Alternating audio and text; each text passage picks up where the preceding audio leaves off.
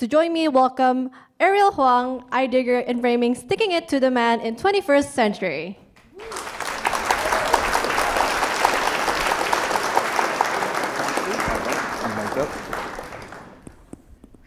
So when I was younger, I listened to a good amount of rap music, a lot of punk rock. And when you listen to that type of music, it's kind of inevitable that you will at some point encounter the man. Now, the man ended up being this very influential, part of my upbringing, in a sense, because he was able to help me make sense of all the chaos, all the suffering, all the evils in the world. So I would look at this, under the impression that the man is the answer to all the world's problems, right? So microplastic pollution found in every aquatic species tested. I would look at this and be like, hey, this is caused by the man. I would look at this. Behind the AI boom, the armies of overseas workers in digital sweatshops are working in slavery-like conditions, right? What's causing this? The man's causing this. What about this? While Nestle extracts millions of liters from their land, residents have no drinking water. Well, Nestle is responsible for this, right? But Nestle is basically the man. The man made things relatively simple. I did not need to understand the intricacies of our globalized economy. I do not need to understand the intricacies or the history of conflict between various factions, between different ideologies. I didn't even need to understand that neoliberalism has been redefining all of humanity as consumers for the past 100 or so years. Okay, what the man does is it turns the whole situation into something very simple, that there's a bad guy and that there's a good guy, right? It's something we all know as kids even, right? You're told to be good, to behave, and don't be bad. Now, with this very simple way of understanding everything, you have a very simple way to live, a very simple recipe for life. And what that entails is to just stick it to the man, Fight the bully is the idea, right? Now, what does that entail? Well, for some people, it means not buying certain things, right? A company might be kind of objectionable, might be ethically problematic to some people. Don't support them. For others, it means lending their voice to a cause. So maybe joining an anti-war rally, maybe occupying Wall Street. Whatever it is, you find your way to kind of undermine the powerful institutions, the powerful people, whatever that may be. Now, you may ask, does this make any difference whatsoever? Well, that's debatable, but I would say that's not important. It's not important whether this causes some kind of magical change or does it make us better people in some way. Now, the man, the whole point of the man is that it gives you a bit of direction, is that it helps you understand the world. It frames the world a particular way. And for me, it gave me a little bit of purpose because by being something to stand against, the man gave me something to stand for. This is kind of like a catalyst for growing up. That's what the man is. The man is a kind of catalyst for developing your thoughts, for developing your character. And I believe every single kid out there needs something like this. It doesn't have to be the man. It could be something else. But something like the man. Which is why it's kind of sad that the man is kind of a dead idea. Now, the reason why the man is kind of a dead idea, I got two ideas for why. First one, the world is much more mature these days. We've all grown up. In a simple black and white view of the world, good guys versus bad guys doesn't fly anymore.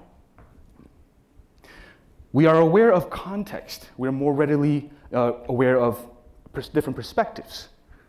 And so basically having this one bad guy up here, it's too much of a caricature. He can't be responsible for everything that's wrong, right? You can't get behind this.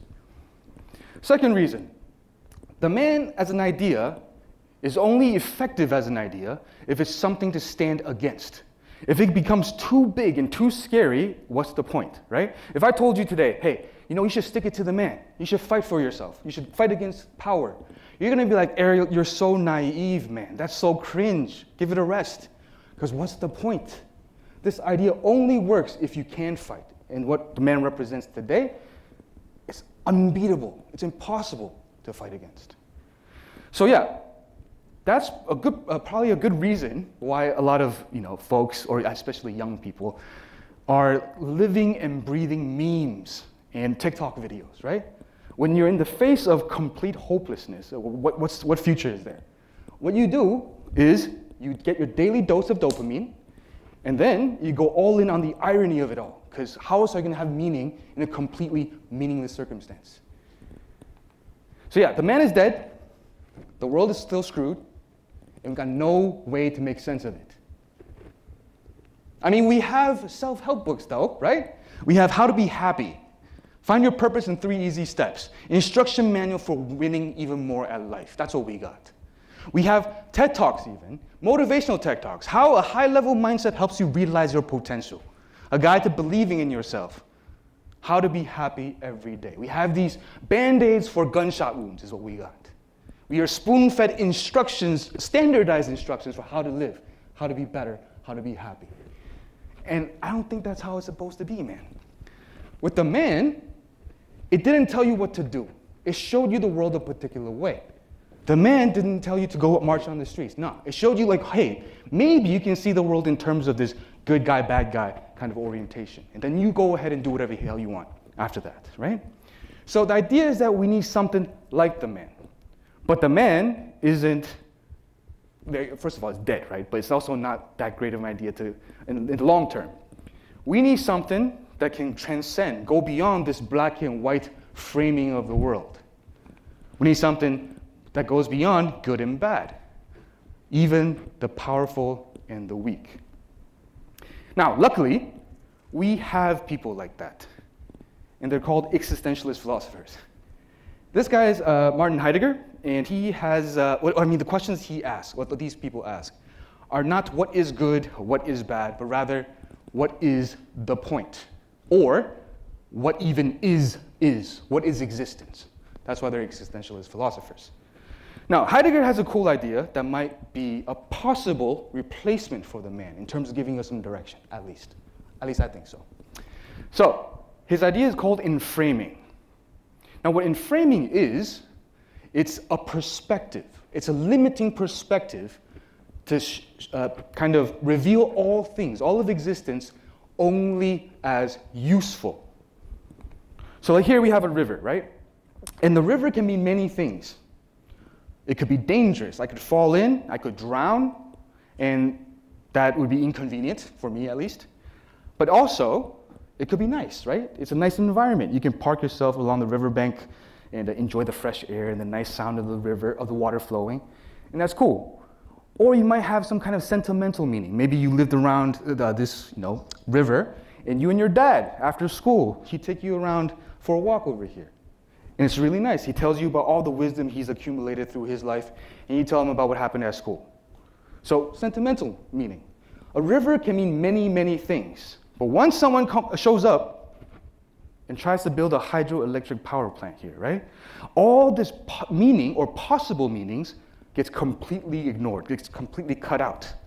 All you have left is a measurable type of usefulness. In this case, how much water flows at a particular chokehold so you can generate however much kilowatts of power or whatnot, right? And this happens everywhere. Like here we have a forest. Under this kind of point of view, it's either fuel or a building material. Same thing with cows. Oh my God. Okay, same thing with cows. It's an animal. Under enframing, it is just a protein source or a beast of burden. You might hook up your farming machinery to it, let it carry it around, right? And then we have people. Now people are complex, right? People are you and I. We're not just a tool to be used, right? We dream, we suffer, we love. Complex. We decide what we want to do, or we wish we could, right? But under enframing, what happens? We're just an economically productive part of society. That's like the #1 thing that we're defined as. At worst, we're someone to boss around. We're someone to prop up someone else's ego, oftentimes, right? So yes, just summarizing real quick. Enframing is this bit, the red line that you see up here. This, looks useful. It's not the person that's the problem. It's this perspective, this seeing things as only something to stockpile, to collect, to harvest, and then to burn up as fuel. And maybe you can see where I'm trying to go with this. But remember all these news articles I was showing you in the beginning? Before, I would be like, hey, this is because of the man. The man's responsible for all of this. But now with Enframing, you can see a little bit further. You can see that, for example, the oceans that are being polluted, it becomes a useful dumping ground. Water is not just part of the ecosystem or like something to sustain life. It is something to be harvested and stockpiled and bottled up and then attain some kind of exchange value in the market and you can sell it. So the man shows you the bad guy. Enframing goes beyond that. Enframing shows you behind the bad guy, behind the power, behind the greed is ignorance. It's not being able to see beyond, oh, this is so useful, great, let's use it. And with that, you can kind of maybe also see how this can be a good way to penetrate the absurdities of life. So let's start with work.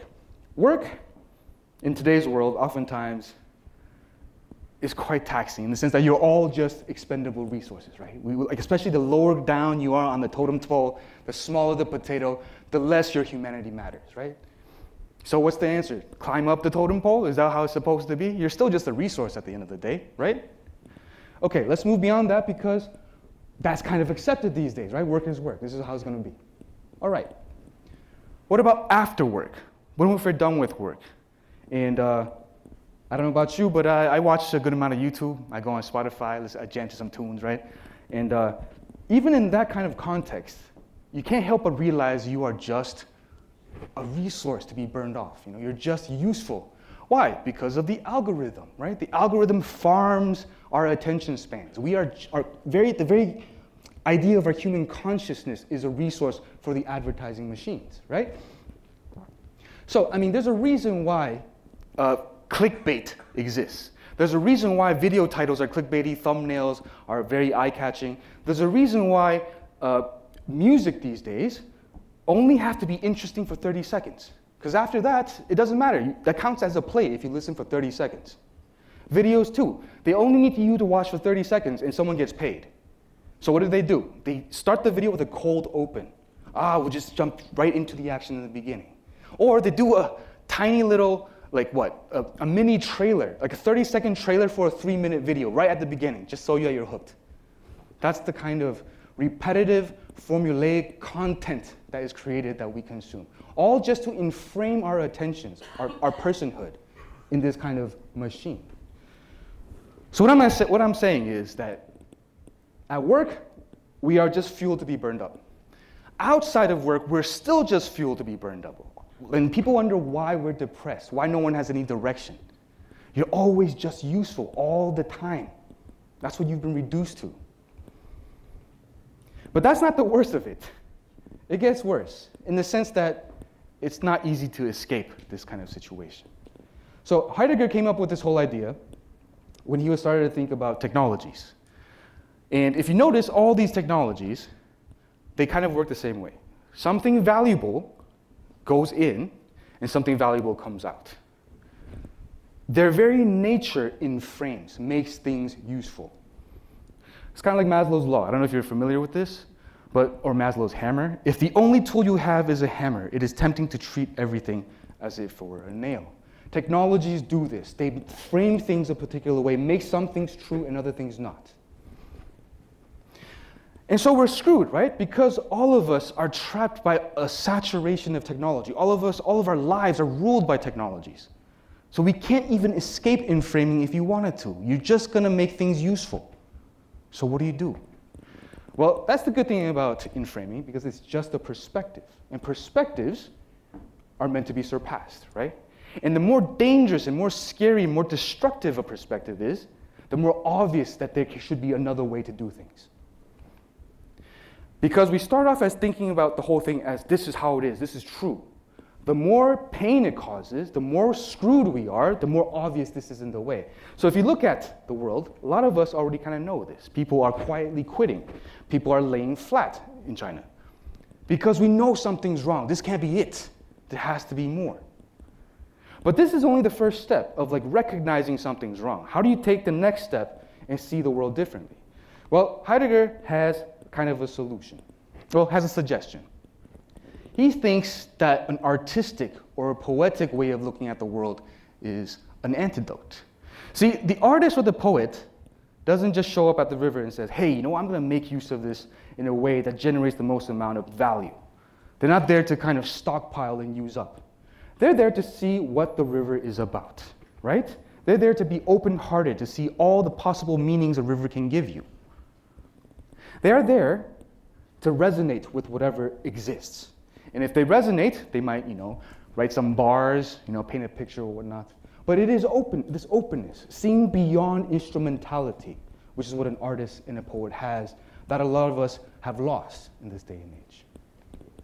So yes, the man used to be this catalyst for growth, this way to develop our thoughts, develop our character.